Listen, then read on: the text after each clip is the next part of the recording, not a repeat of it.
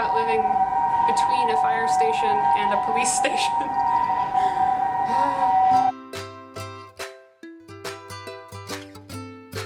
Hey guys, welcome back. Today I'm going to be talking about something pretty exciting, and that is how to be a model or actor here in Tokyo.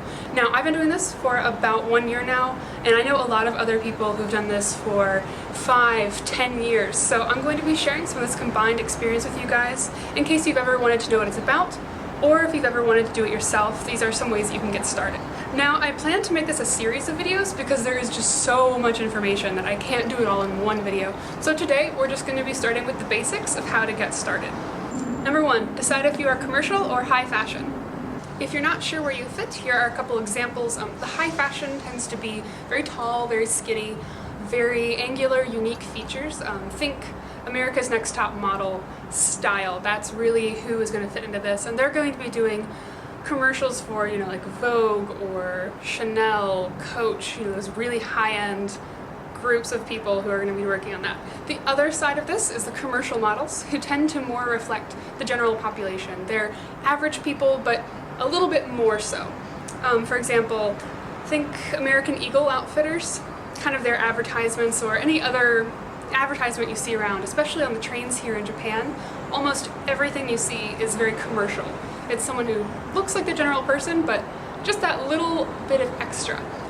The best part about commercial modeling is that there's no set body type, because they do want to reflect actual people.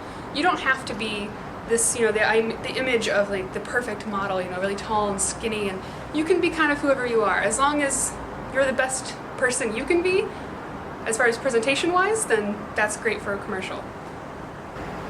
For myself, I am a commercial model, if you may have guessed. Unlike what you might think due to the media, there is nothing wrong with fitting into either category.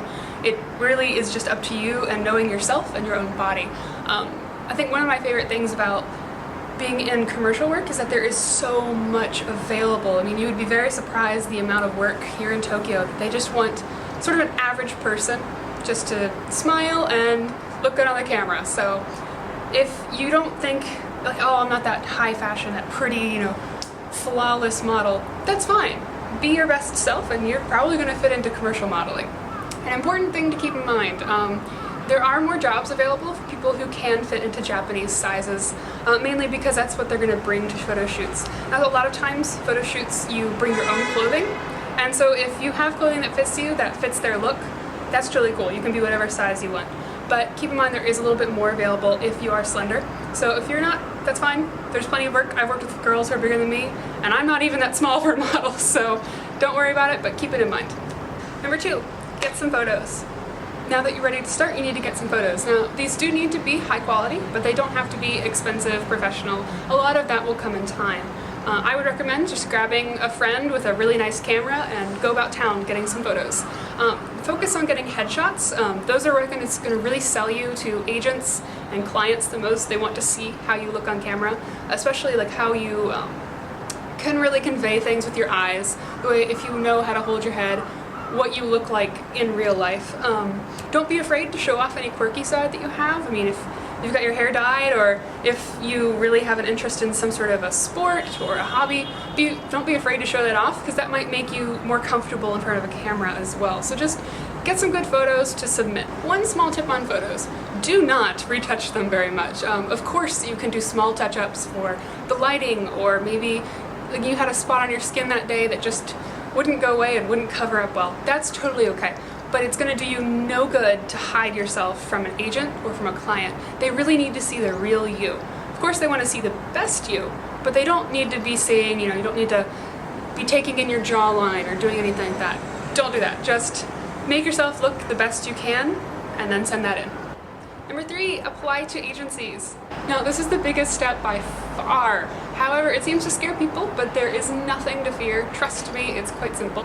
Here in Tokyo, there are a lot of what I would call more of a freelance type of agency, where you're not exclusively contracted to that agency. You're allowed to sign up with multiple.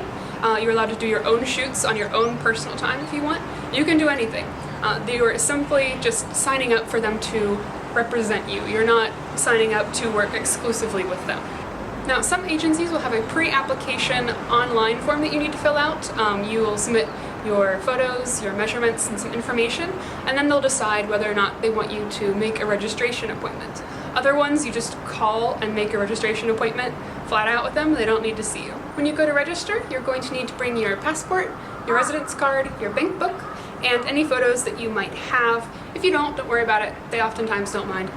The agencies are all going to do their own measurements of you, which are fairly extensive, head to toe. They can do those over your clothes, so don't be afraid of that. They're going to take photos in the house that are just going to be a representation of what you look like when you came to see them. So because of that, you need to wear something kind of nice but casual. For girls, do your hair very simple, do your makeup very simple. They really want to see the real you, so going simple is the best route you can do. After you register, they're going to start emailing you with any jobs that seem to fit your look or your height, your hair color, etc. And you can get started. Number 4, get really organized. Now that you're registered, those emails are going to start coming in. It might take a little while, but once they do, it is a floodgate of just information that you need to keep track of. So you definitely need to be extremely organized in your life, and I highly recommend getting a throwaway calendar that you can just mark up to death, because you're going to have a lot of revisions going on. Here is mine. As you can see, I apply to a lot of jobs and do a lot of auditions, but I often end up crossing them out when they choose somebody else. If I was doing this with my real planner, it would be complete chaos and I would have no idea what's going on with my life. So instead I went to the Daiso and I got a little throwaway calendar. So I can just mark it up until it's too cluttered to read, and then I can go get another one, and I just don't feel wasteful, and it keeps things separate from my personal life, because if I start putting all these things together, it gets out of hand. I know a lot of other models who use Google Calendars, and they have, a specific color for their auditions and for their shoot dates they're holding. I can't ever keep track of my own life on there. I need to write it down.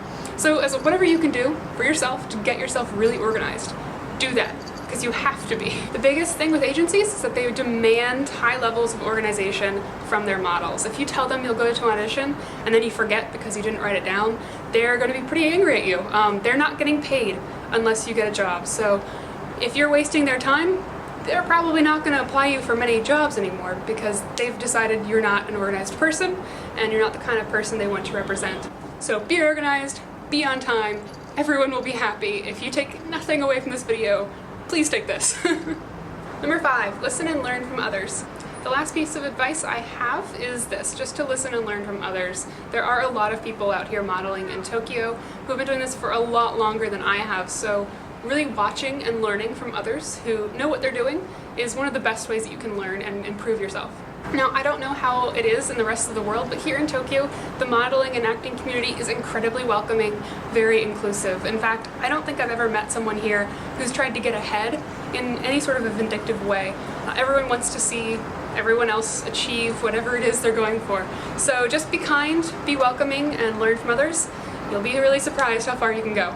I have a ton of advice left to give you guys, but it's gonna have to wait until next time. If you have any questions, be sure to leave them down below in the comments, and I will try to answer them or maybe include them in the next video. So until then, be sure to like, subscribe, and I'll see you guys next time.